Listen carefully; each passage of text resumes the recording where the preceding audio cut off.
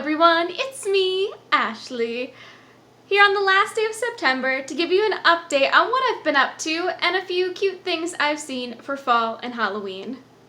As you might have noticed, I'm a big Harry Potter fan, and I dedicate September, back to school time, to reading and watching Harry Potter. And these posters behind me are made primarily with tissue paper. This month I've been reading Harry Potter and the Order of the Phoenix with my little Hedwig bookmark. I'm a little behind, haven't quite finished it yet at the end of the month here. But I've also been enjoying coloring in my Harry Potter coloring book. One of my most recents is coloring in the Beauxbatons logo. My favorite thing to color with is gel pens. I've got some unfinished snitches.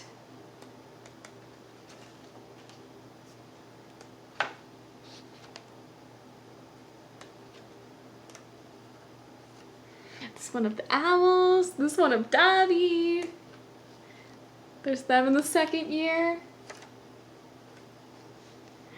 Fluffy and Hermione with the polyjuice potion. Those kind of things.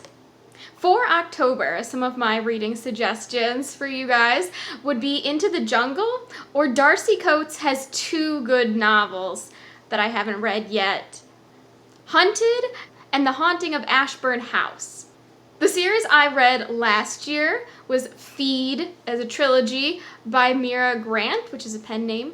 I absolutely loved it. It's about a zombie apocalypse breaking out across the country and how a group of teen young adult journalists kind of deal with that. There's also an election going on, and I was so engrossed the whole time. I read the first three, and this year I was planning to read the fourth one, which seems a little long, but there's also a few, like, short story, prequel kind of things to talk about how the events came to happen, because the books really just jump into the action of what is happening, and I just absolutely fell in love with the characters, and I definitely recommend it.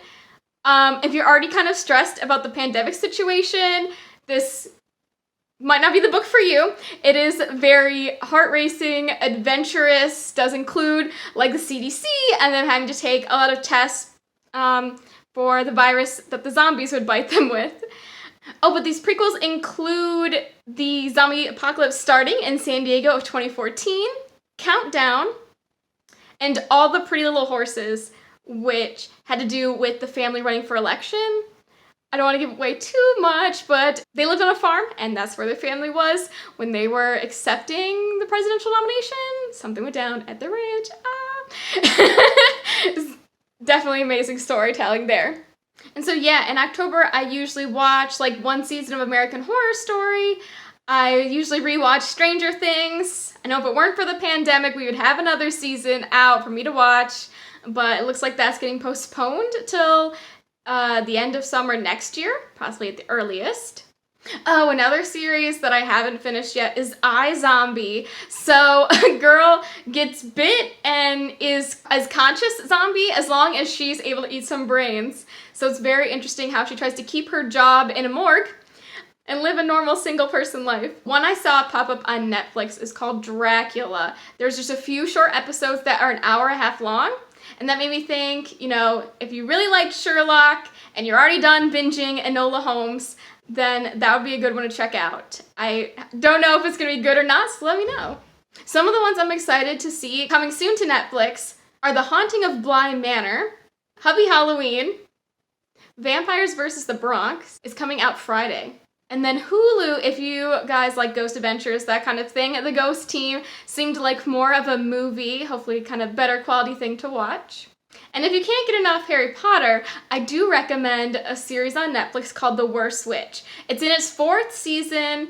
It's exciting to watch a magical story where you don't know the ending. And if I was a girl, you'd call her Muggle-born or skipped a generation, kind of magic in her family. And she attends an all-girls magical school. I think it is still Europe-based. So yeah, in past years when I've been actively dating around Halloween, I usually just watch every movie on Netflix as an excuse to invite someone over for a date. You know, but this year I've had enough emotional, scary, like, stuff happening in the real world that I'm probably gonna stick to more animated movies this year. Thinking like Casper, thinking like something nice like Warm Bodies, and Hotel Transylvania is on my radar to rewatch this year. There's 3 of those. Oh, and Addams Family. I watched the animated one that came out last year. I think it's a good time to rewatch it, and there are a ton of different seasons of Addams Family. I did watch the original one from the 60s in black and white. It was very interesting, is what I can say about that. Oh, and another good series that I am so sad to see canceled on Netflix is Daybreak. So we watched the first season, which is all there will ever be, and it's pretty much just about, like, kids ruling the world in an apocalypse where adults turn into zombies. So it's not too corny like a Disney movie. I really enjoyed it. So this past month, I've been playing Lego Harry Potter. We just 1 through 4 I'm almost done with. Little behind, but that's okay. And I'm a big Sims 3 fan. Not Sims 4, that's just crap, but I love playing with my wizard Sims. I'm able to send them to university like it's Hogwarts. I'm able to recreate the characters and kind of play it out like what if Fred had lived, and those kind of things. Currently, I'm playing with the Granger's grandchildren. So if you don't know the canon, that Ron and Hermione get married and they have Rose and Hugo. And in my Sims story, Hugo has 2 daughters, Emily and Laura. I think they are both Ravenclaws. So if you're interested in more of that, let me know. I have some fan fiction written about my wizard Sims. That's in the editing process. I could post that up. And for this month, I found last year Sims adventure idea created by someone else for a zombie apocalypse team. You have character sheets that you have to roll for. I think the house started with 5 Sims. And you go through generations. I printed out all this like document and stuff. So I have to roll every time they leave the house and roll every few days for like random events to happen that could possibly kill them. They could starve to death, like anything is possible, and I thought that was a very interesting adventure. I also plan on finishing Let's Go Pikachu. I started that earlier this summer and kind of forgot about it. So it's like, well, why not? I've always wanted to be a Pokemon trainer for Halloween, but since there's really nowhere to dress up and go to, there's no point in spending money on a costume this year. But I do have some fun things that I am buying this year. They all haven't arrived yet, but stay tuned for some of those goodies. So Build-A-Bear has a ton of stuff for Halloween and some good fall deals going on. I mean, look at that Baby Yoda. They've got little costumes for them. It's just so stinking cute. Let me show you guys. Like, look at those costumes.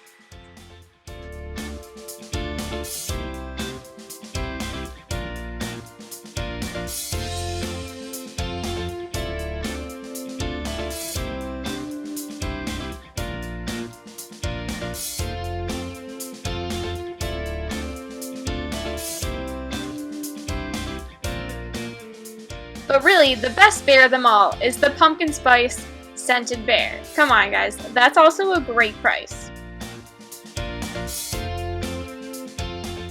And they also have costumes from the Wizard of Oz. That is too cute. And then I found you can make any bear pumpkin spice scented for less than $3. Oh, and they also have kids' costumes? Well, that's new. The other reason you need Build-A-Bear right now is because they have a Harry Potter collection. Let me show you. So the bear is $30, but it has the Harry Potter logo. They have all 4 house robes with shirts and ties, plus scarves to complete the look, 2 different color wands, both skirts and shorts. I don't love these shoe options. But if you get the bear with the Harry Potter logo on its foot, you wouldn't want to cover that up anyways. You can select which pieces you like from this collection, and there's a convenient add everything to the cart right at the bottom. One of the best kept secrets that I didn't know about for adult Halloween clothing is the Children's Place. Look at this adult pajama set for $10. And these are really cute. Like these ones with candies. These are only in kid sizes, but I absolutely wanted them. These are even more discounted than when I went to bought them. I got these leggings, which are supposed to be fuzzy on the inside. They haven't arrived yet, for $16. Yes, they glow in the dark. There's a matching hoodie. Was 30, is now 20. That's a good deal to jump on.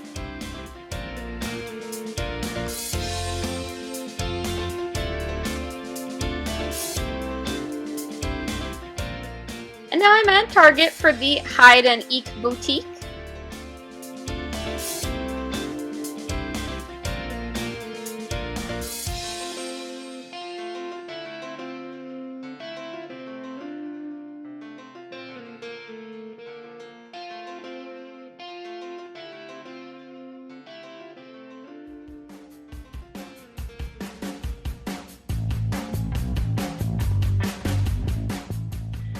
And let me show you guys my must-have.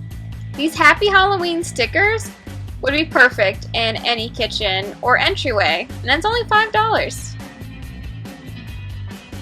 And everybody's gonna need some lights this year. 100 indoor-outdoor mini lights for $5. No, this is not 6 feet, it is 22 feet.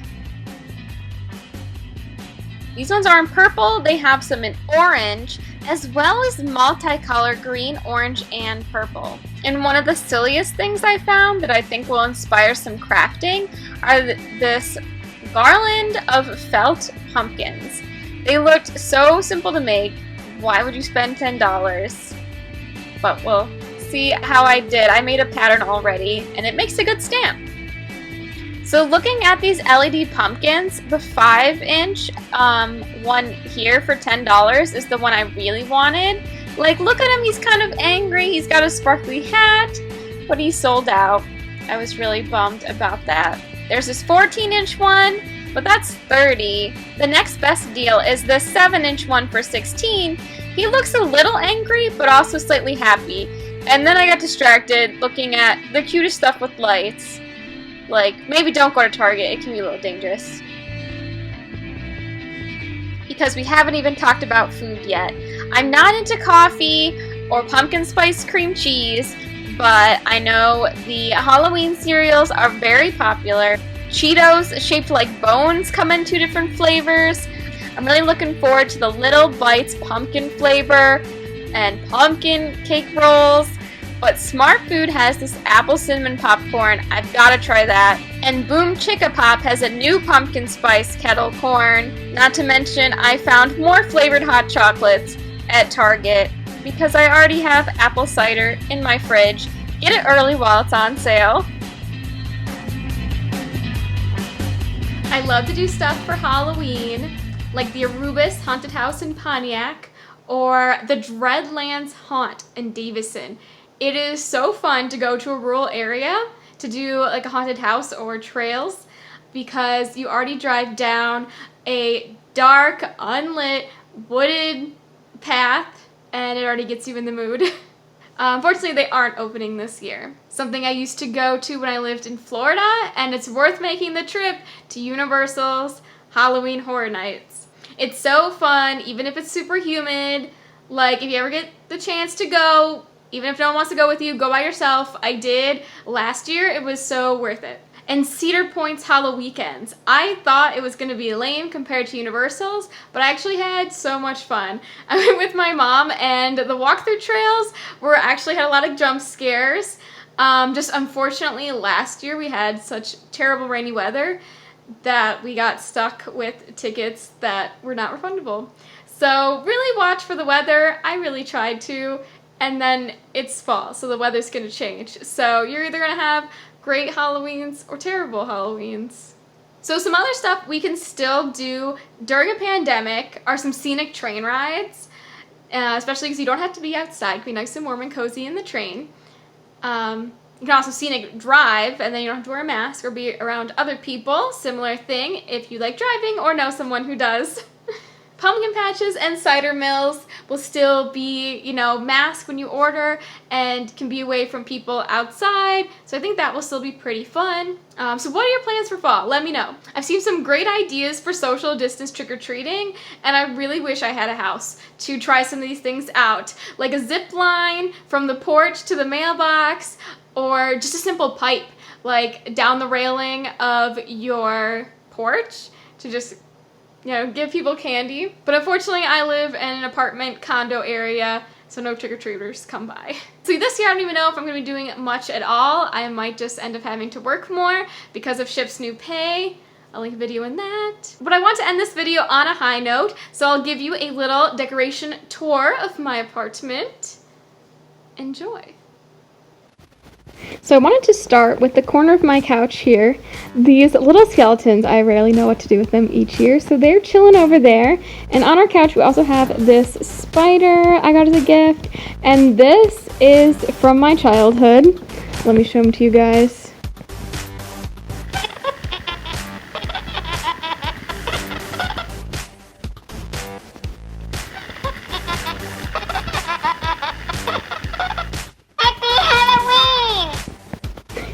So he usually chills on the couch.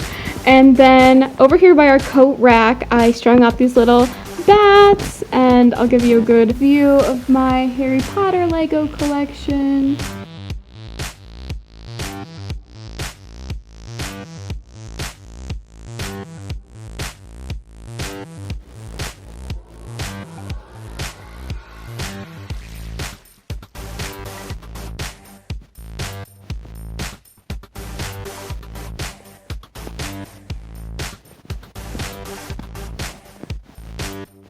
And in the kitchen, I have 3 of these same heads, just not attached anymore.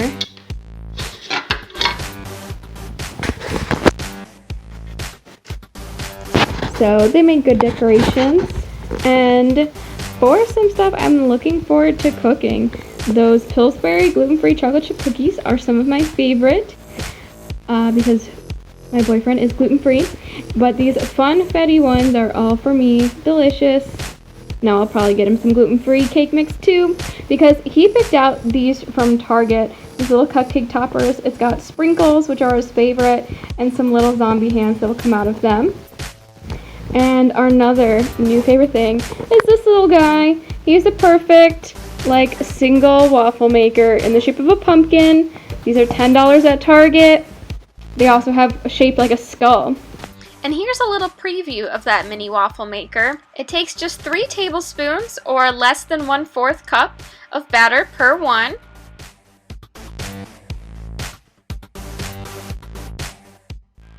And if you're debating on whether or not to get it, do it. It's gonna be great all year. So here's a little video of us making pancakes. We like the Crusties gluten-free.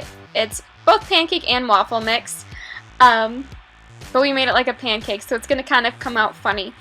I really wish we could get some of that pumpkin spice pancake mix. That is what I'm dying for.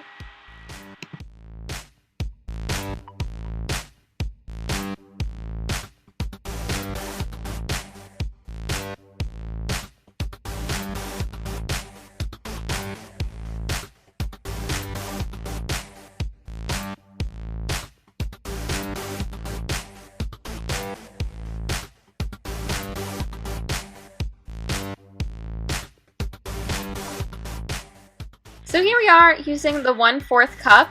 You really should use some kind of cooking spray. We forgot to the first time we used this little guy. And you'll want to leave them in, it says at least 30 seconds, but I think closer to the 1-minute mark would have been better for us.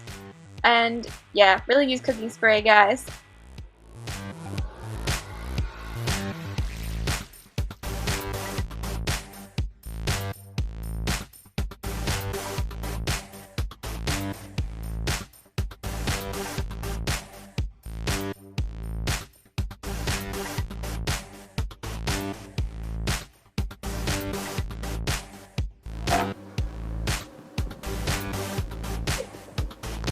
And I have some bath mats that are cute. I think those were also from Target when I was very young in college. But this is a great gift. You're Beautiful towel.